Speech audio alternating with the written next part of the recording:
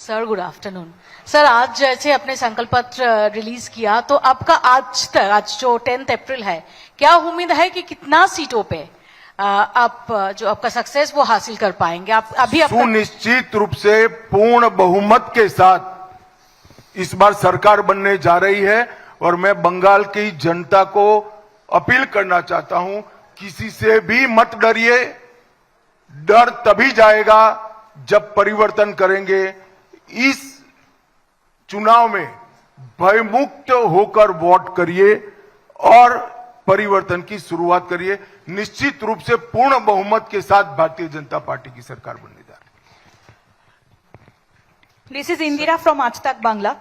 बिहार के जैसा क्या संख्यालघु मुस्लिम वोट बैंक बंगाल में आएगा बीजेपी के पास? देखिए, भारतीय जनता पार्टी हिंदू मुस्लिम में नहीं समझती है। हम देश के नागरिकों को एक समान समझते हैं। बैठी। Sir, I have a question. I am और Kumar from India Today magazine. Sir, यहाँ पे इंडस्ट्रियलाइजेशन का एक प्रॉब्लम है और सबसे बड़ा प्रॉब्लम है लैंड पॉलिसी। यहाँ का लैंड पॉलिसी है, सरकार लैंड नहीं देखो भैया, प्रॉब्लम तो खड़े कर सैकड़ों रखे हैं। मनमोहन सिंह जी ने भी खड़े कर रखे थे। हमने सबका समाधान कर देश को विकास के पटरी पर चढ़ाया है। बंगाल की जनता भरोसा करे, मोदी जी के नेतृत्व में हम बंगाल को भी विकास की पटरी पर चढ़ाएंगे। और समस्या जब सरकार के सूत्र हाथ में आते हैं, जो मुख्यमंत्री हमारे बनेंगे, जो बंगाल से ही होंगे, वो सभी समस्याओं का समाधान निकालेंगे। और उनको मैं नहीं मानता कि भारत सरकार की मदद लेने में परहेज होगी। डबल इंजन की सरकार बनेगी और हम बंगाल के उद्योग को फिर से प्रस्तापित कर रहेंगे। सर, आप भयमुक्त बंगाल की बात कर रहे हैं, पर यहाँ मालदा जैसे इंसिडेंट भी हो जाते हैं जब जुडिशियल ऑफिसर्स को ही बंदी बना दिया जाता है, तो कैसे अश्योर करेंगे कि काडर में कॉन्फिडेंस रहे, वो डट कर सामना करें और लॉ एंड ऑर्डर सिचुएशन के लिए भयमुक्त वातावरण हो इलेक्शन के लिए? अच्छा ही हुआ उन्होंने शुरू में प्रयास कर लिया। सुप्रीम कोर्ट ने इसका संज्ञान लिया है, इलेक्शन कमीशन ने संज्ञान लिया है और सुनिश्चित किया है कि इस बार भयमुक्त चुनाव, और भय जनता के मन में है। हम भी ये सुनिश्चित करेंगे कि कोई उनको परेशान न कर पाए। भारतीय जनता पार्टी की कैडर भी भयमुक्त चुनाव के लिए इस बार कटिबद्ध है। सर, मछली और अंडे के लिए बोला है कि बीजेपी की सरकार आती है तो मछली अंडा नहीं खाने को मिलेगा। क्या आप मानते हो इसे? नहीं सर। तो फिर क्यों पूछते हो भैया? ममता दीदी ऐसा कुछ न कुछ कर देती है। अब ये कह रही कि हमारी सारी योजनाएं बंद हो जाएगी। मैं स्पष्ट कर देना चाहता हूं, भारतीय जनता पार्टी समाज कल्याण के लिए, गरीबों के लिए नई योजनाएं लेकर आती है। जहां जहां हम पावर में आए, हमने एक भी पुरानी सरकार की गरीब लक्ष्य योजना को बंद नहीं किया है। हाँ, बंद जरूर होगा, उनका टोल टैक्स इसके अंदर से बंद हो जाएगा और साथ अर्थ में वो योजना गरीब के लिए चालू होगी। अमित शाह जी, मैं नीरज पांडे हूं, जी न्यूज से।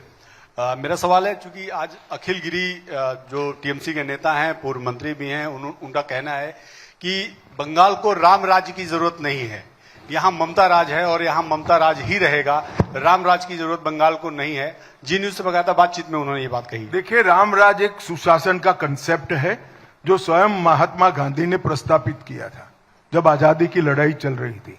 अगर ममता दीदी को ये भी नहीं करना है तो चिंता न करें, उनके पास बहुत कम समय बचा है, अब वो कर भी नहीं पाएगी।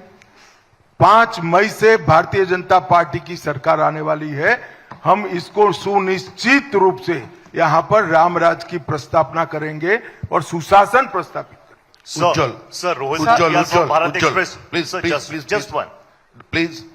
सर, जिस तरह से आपने संकल्प पत्र में सभी विषयों को रखा है, लेकिन एक बड़ा मुद्दा बंगाल में सर आप लोग ने भी, प्रधानमंत्री मोदी जी ने भी रखा था कि सिंगूर को लेकर, सिंगूर को जिस तरह कॉरिडोर एक बहुत बड़ा इशू, ममता बनर्जी भी जब अपने कार्यकाल में थी, वो ऑपोजिशन में थी, उस मुद्दे को लेकर वो सत्ता में आई थी।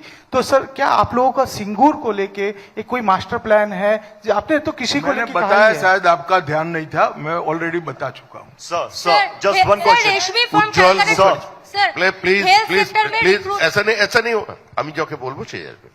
উজ্জ্বল মুখার্জি, এবিপি আনন্দ। बताओ आप क्या सर, कहना मैं चाहते रविकांत हूँ टाइम्स सर, नाउ से। हेल्थ आपने सेक्टर में- घुसपैठ की बात हैं? की। एक सेकंड सर, बंगाल की जनता का कहना है हेल्थ सेक्टर में रिक्रूटमेंट नहीं हो रहा है और हेल्थ में परिषेवा नहीं मिल रहा है बंगाल की जनता को। बीजेपी सरकार आने के बाद इस बारे में कैसे काम होगा? नहीं, हमने ढेर सारी योजनाएं आपको बताई। सबसे पहले तो केंद्र सरकार ने पूरे देश के अंदर हेल्थ के इंफ्रास्ट्रक्चर को मजबूत करने के लिए आयुष्मान इंफ्रास्ट्रक्चर योजना, आयुष्मान योजना, सस्ती दवाइयां देने की योजना, टीकाकरण की मेघधनुष योजना, इंद्रधनुष योजना, ढेर सारी योजनाएं हमने लागू की हैं। मगर ममता जी को डर है कि योजना करते ही मोदी जी यहां पॉपुलर हो जाएंगे। इसके कारण बंगाल की गरीब जनता को इसका फायदा नहीं।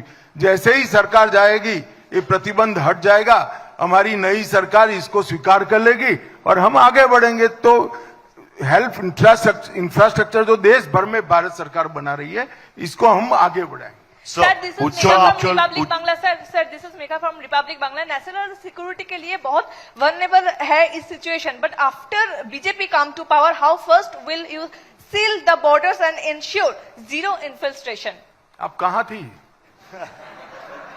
मैंने शुरुआत भी यहां से की। अमित भाई, मैं रविकांत हूँ टाइम्स नाउ बैठिए, से। सर आपने कहा कि मैनिफेस्टो पर ही बात हो। उज्ज्वल मुखर्जी एबीपी आनंद, एक सवाल इधर से। प्लीज दादा, एक सवाल इधर उज्ज्वल से। मुखर्जी एबीपी आनंद, दादा, উজ্জ্বল মুখার্জি এবিপি আনন্দ, তারপরে Ravishankar TV 9, next Ravishankar TV 9 এরপর। Sir, around 3.1 million people have their name in the tribunal.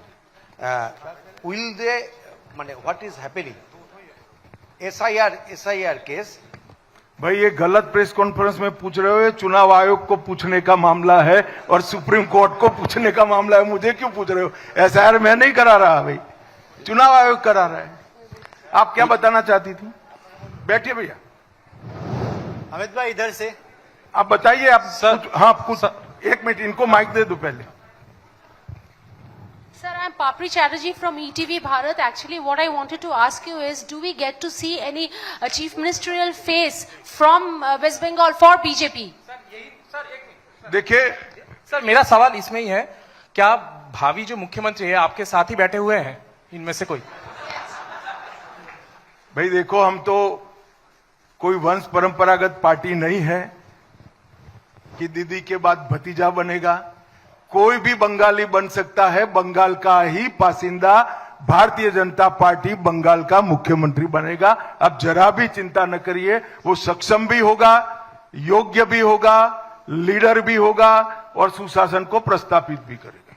Amit भाई, मैं रविकांत हूँ टाइम्स नाउ से। आपने कहा कि अपने संकल्प पत्र में कि जो घुसपैठिए हैं उनको चुन चुनकर बाहर निकालेंगे, लेकिन ममता बनर्जी कह रही हैं कि जो यूपी बिहार के लोग यहाँ पर आ रहे हैं वही बाहरी हैं, वो उन्हीं को घुसपैठिए बता रही। देखिए, ममता जी की व्याख्याएं घुसपैठियों की अलग है। मैंने जो कहा है, जो भारत के नागरिक नहीं है, ऐसे सारे घुसपैठिए हैं, उनको हम बाहर निकालेंगे और शरणार्थियों को नागरिकता देने का काम करेंगे। दो अलग व्याख्या है, घुसपैठिया और शरणार्थी। अमित भाई, आपने 3,000 रुपए महिलाओं को पर मंथ देने को कहा, 9,000 रुपए पीएम किसान निधि का कहा, प्रेग्नेंट वुमेन के लिए कहा, अनएम्प्लॉयड यूथ के लिए कहा। तो अपोजिशन का कहना है कि ऐसी स्कीम्स को आप फ्रीबीज कहते थे और आज आप ही ऐसी स्कीम्स लेके आ रहे हैं। देखिए, जिस प्रकार का गड्ढा यहां पर कर रखा है पहले कम्युनिस्टों ने और ममता जी ने, वो गड्ढे से जनता को बाहर निकालना किसी भी सहायता के बगैर संभव ही नहीं है। कोई व्यक्ति अगर बीमार होता है तो उसको शक्ति की दवाइयां देते हैं, इसको फ्रीबीज नहीं कहते हैं भैया। ये बंगाल के युवा, महिला और कृषक की सहायता के लिए है, मछुआरों की सहायता के लिए है, और वो जैसे ही अपने पैर पर खड़े होंगे, अपना रास्ता खुद प्रशस्त करेंगे। कई राज्यों में सफलता के साथ ऐसा हुआ है, मगर गड्ढे से किसी भी सरकारी सहायता के बगैर बाहर नहीं निकल सकते। इनकी दो प्रकार की सहायता होगी। एक तो हमने जो कहा है 3,000, 9,000 मछुआरों को पैसा देंगे वो, और जो लूट जाते हैं सिंडिकेट वाले वो भी बच जाएगा। तो दोनों इकट्ठा होकर जल्दी ये बाहर आ जाएंगे। ताजा टीवी शंकर, जोड़े जोड़े, ऐसे ही बोलो ना भाई।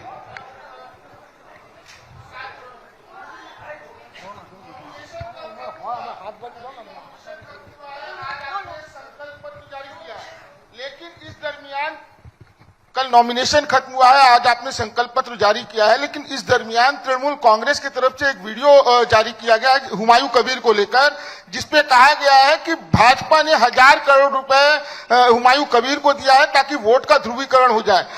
2 मुख्यमंत्री का नाम इसमें लिया गया, भाजपा का क्या कहेंगे? भाई आप ममता जी की क्षमताओं से अनजान हो। ममता जी ऐसे 2000 वीडियो बना सकती है। हुमायूं कबीर और Bharatiya Janata Party south pole north pole है, कभी हमारा मेल नहीं खा सकता।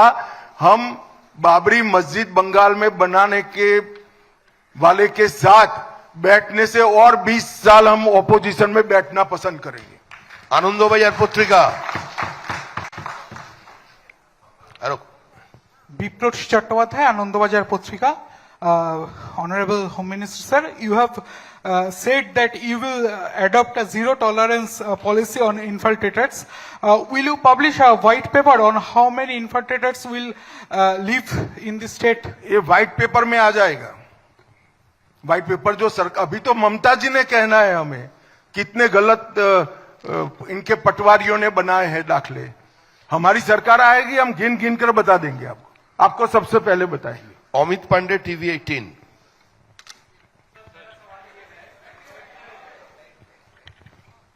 आपने यूसीसी के बारे में कहा, यूनिफॉर्म सिविल कोड के बारे में, तो 2 हिस्सों में सवाल है। पहला तो आप जो लागू करेंगे राज्य में, उसकी प्रक्रिया क्या होगी, और दूसरा ममता जो आरोप ये लगाती हैं इसको लेकर तुष्टीकरण का, इसका कैसे आप जवाब देंगे? क्या आप ममता जो आरोप लगाती हैं यूसीसी को लेकर तुष्टीकरण का, या इसके विरोध में जो ये आपके पार्टी के ऊपर आरोप लगाती है? एक बात मुझे बताओ, भारत के नागरिकों, हर एक धर्म के, हमारा संविधान हर एक धर्म को समान रीत से ट्रीट करने के बेसिक प्रिंसिपल पर खड़ा है। तो भारत के हर धर्म के नागरिक के लिए समान कानून हो, वो तुष्टीकरण है? या कोई नागरिक 4 शादी कर पाएगा और कोई नागरिक 1 शादी कर पाएगा, वो तुष्टीकरण है? यूसीसी तुष्टीकरण को समाप्त करता है, और यूसीसी की रिकमेंडेशन भारतीय जनता पार्टी की नहीं है, संविधान सभा की है। मगर तुष्टीकरण की राजनीति के कारण इन लोगों ने इतने साल लटका कर रखा है। ममता जी को जो करना है वो करे। पूरे देश में जहां भारतीय जनता पार्टी की सरकारें हैं, यूसीसी लागू हो कर रहे।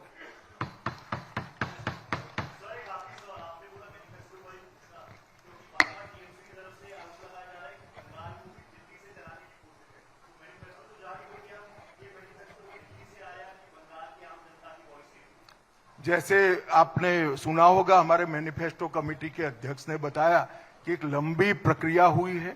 ऑटो वाले, मत्स्य पालन करने वाले, किसान, बेरोजगार युवा, पीड़ित महिला है, बुद्धिजीवी, कलाकार, ये सैकड़ों सेगमेंट के साथ बंगाल में चर्चा कर बंगाल के हमारे मैनिफेस्टो कमेटी के अध्यक्ष के नेतृत्व में ये मैनिफेस्टो बना है। अब दीदी ये बहुत हो गया, ऊपर नीचे, ऊपर दिल्ली से, अब नहीं होगा। यहां सुशासन चाहिए।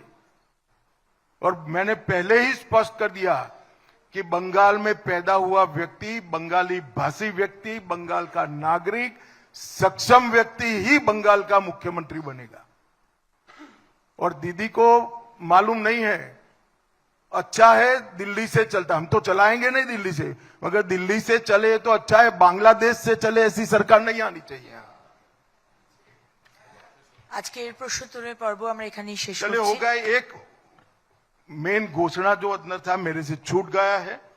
हम कुडमाली और राजवंशी भाषा को 8वीं अनुसूची में समाने का प्रयास करेंगे, और इसके लिए बंगाल सरकार भारत सरकार के साथ रहकर काम करेगी। आप सभी का धन्यवाद।